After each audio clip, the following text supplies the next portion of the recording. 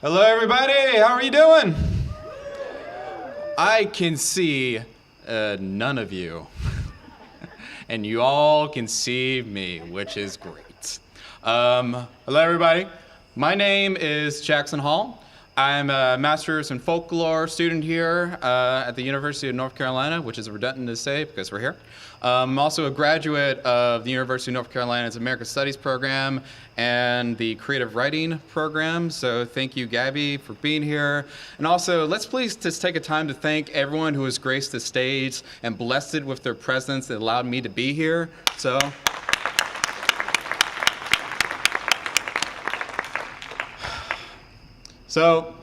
I was born in Montgomery, Alabama, which is not a place where you find a lot of Germans. And I say that because my grandmother chose to immigrate from Germany in the 1950s after living through World War II.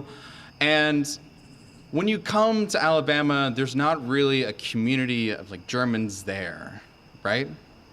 And all throughout my life, even though my grandmother, my Umi, shared these wonderful foods and this love of food that she nurtured through her love of cooking to me, I can barely count on my hand the number of times I actually heard her speak German.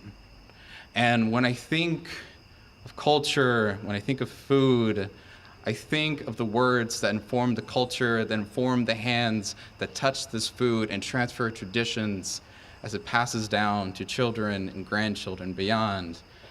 And one of the most difficult things I've had to reckon with in my life is knowing that I could never speak German to my grandmother before she passed away, and that many of the ways she's experienced her life and her home and her food is lost to me.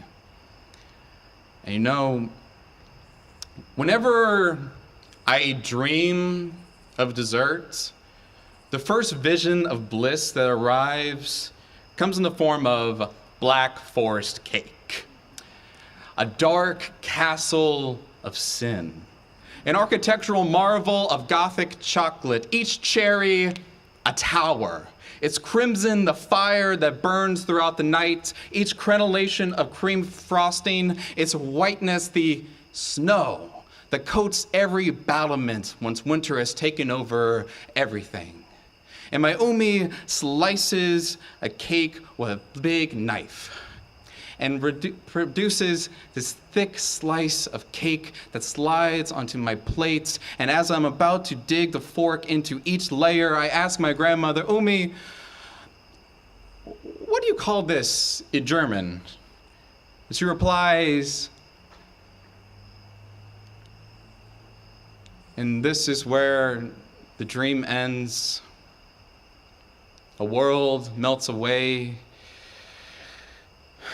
A palace of memory slides into slush, and my lips tremble at the attempt to translate Schwarz forest, Schwarz black, Wald forest, Kirsch cherry, Torte cake, Schwarzwälder Gestorte.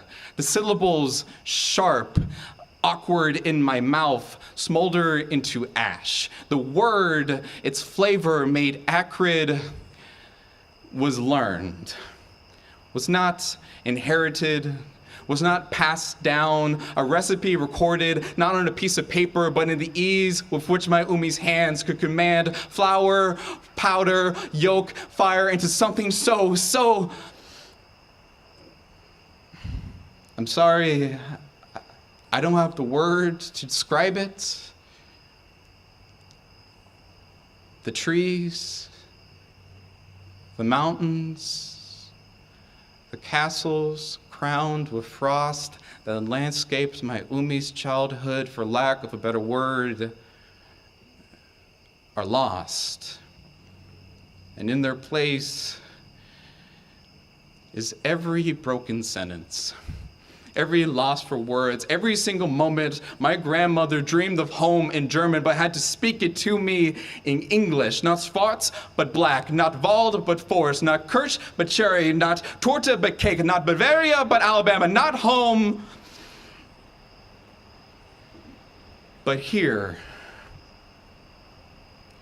When I try to listen for my umi's voice reciting every single ingredient, I hear nothing.